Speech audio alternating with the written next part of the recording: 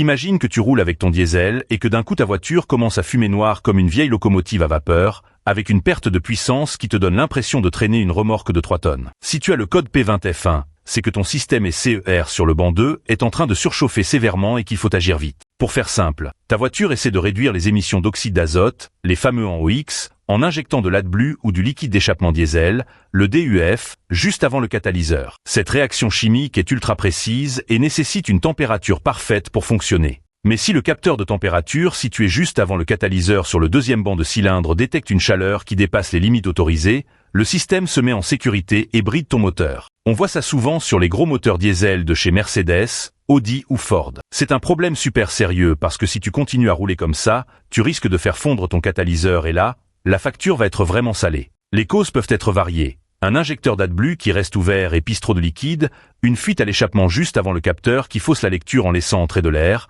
ou même une sonde de température qui a tout simplement grillé. Avant de tout changer, sors ton thermomètre infrarouge et compare la température réelle de ton tube d'échappement avec ce que ton scanner t'affiche sur l'écran. Si ton scanner te dit que ça bout à l'intérieur alors que ton tuyau est à peine chaud au toucher, ta sonde est morte. N'oublie pas de vérifier si ton réservoir d'AdBlue est bien rempli et que le liquide n'est pas contaminé par de la saleté. C'est typiquement le genre de dossier technique complexe qu'on explore sur POA ou dans les colonnes de Automobile Magazine car la dépollution moderne est une vraie usine à gaz. Inspecte bien tes faisceaux électriques parce que les sondes sont placées dans des zones de chaleur extrême et les fils finissent par cuire et devenir cassants. Une petite fuite de gaz d'échappement peut aussi créer une surchauffe locale qui déclenche le code par erreur. Sois méthodique, efface les codes, fais un essai routier et regarde si les données de température des deux bancs de cylindres sont cohérentes entre elles. Si tu as un décalage énorme entre le côté droit et le côté gauche, tu as trouvé ton coupable. Ne laisse pas traîner ce souci car un système SCER désactivé, c'est l'assurance de ne pas passer le prochain contrôle technique et de polluer comme au siècle dernier alors que ton moteur est censé être ultra propre.